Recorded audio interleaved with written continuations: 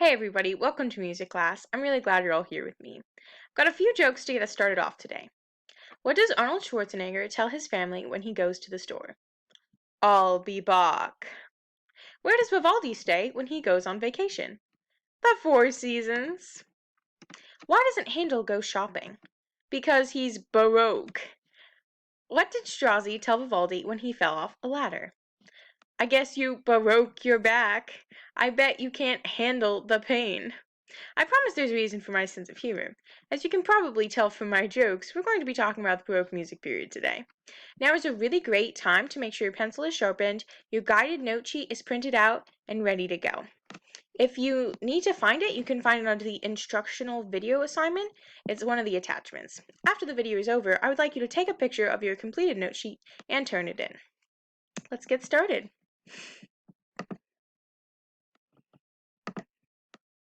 The Baroque period started around 1600 and ended in the mid-1700s. Unlike periods in history, music periods are marked by styles, which evolve from the previous periods, so they don't have an exact start or stop, but more of a period of great popularity, also called a heyday. What makes the Baroque period Baroque? Well, the word Baroque literally means ornamented, and ornamented it was. Like the Christmas tree to my right, you can probably tell that the Baroque period was highly embellished. It used complicated musical lines, layered instrumentation, and a fancy musical term called counterpoint. This means that multiple melodies lay on top of one another, and they fit together like a harmonious puzzle. Like our tree, Baroque music used every tool in the composer's toolboxes. Yet, instead of being tacky or overwhelming, both the tree and Baroque music remain lovely, albeit in a busy, complicated way. So, there are three main composers that make up the Baroque period. The first, Johann Sebastian Bach, worked in Germany. He worked mostly for the church and for royal families. He was not at all famous in his day. As a matter of fact, there are several pieces of his that have been burned or have gone missing because they were not popular. Bach wrote over 1,000 different compositions, including the Well-Tempered Clavier, Toccata and Fugue in D minor, and the Goldberg Variations. I know that if you've heard nothing else, you've definitely heard Toccata and Fugue. It's one of those Halloween generalized tunes out here. It goes da da da da da da da da. One of his most popular pieces, though, was actually written for a job interview. Composers made money creating music for aristocrats, and working for the best court was to the composer's advantage. The Marquis of Brandenburg was a desirable boss, so Bach went to work creating music to impress him and got a job. There is no evidence, however, that the Marquis ever actually heard his music.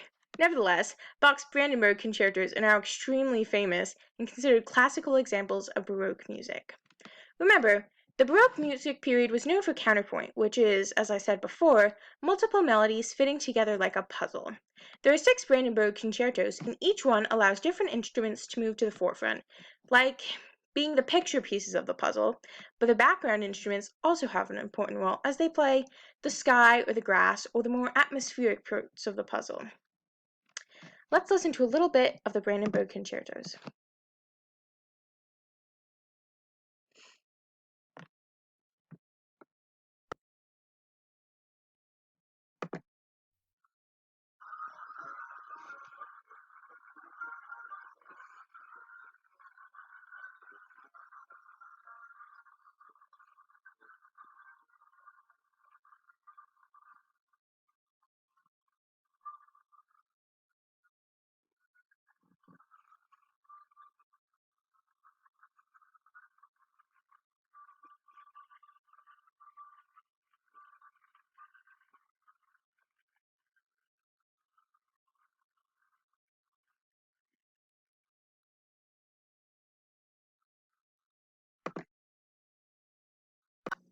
Wasn't that lovely?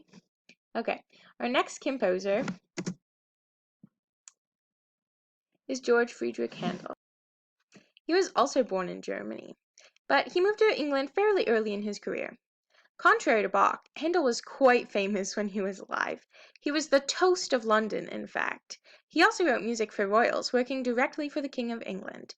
He himself was the king of oratorio, which is a big collection of music similar to opera, but without costumes and set, and with the content mostly coming from the Bible. Handel's most famous works are his Messiah, Water Music, and Opus 6 Concerti Grossi, and then specifically the arrival of the Queen of Sheba from his oratorio Solomon. Handel's version of Baroque was a little more oriented towards entertaining the masses. He created operas and oratorios that were attended by a wider range of patrons, but they were still wealthy, just not dukes and counts. One of Handel's most popular works is definitely his Messiah, and the Hallelujah chorus stands out even within this great work. Let's listen to a little bit of it now.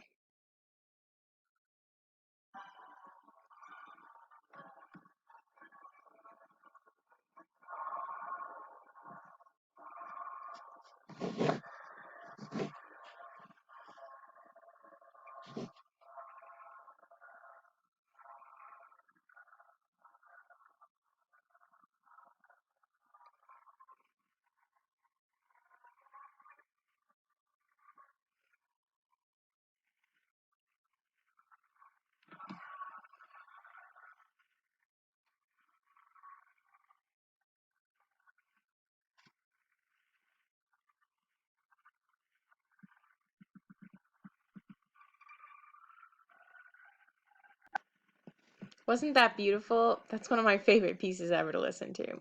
Our next composer of the big three, if you will, of the Baroque music period is Antonio Vivaldi. Antonio Vivaldi was known as Captain Baroque in Italy. He was a trained priest and a teacher. He also wrote for the church in addition to his more secular pieces, but was ahead of his time in many ways. Vivaldi worked in Venice at its height. It was a city defined by wealth and power, and Vivaldi was right in the middle of the fray.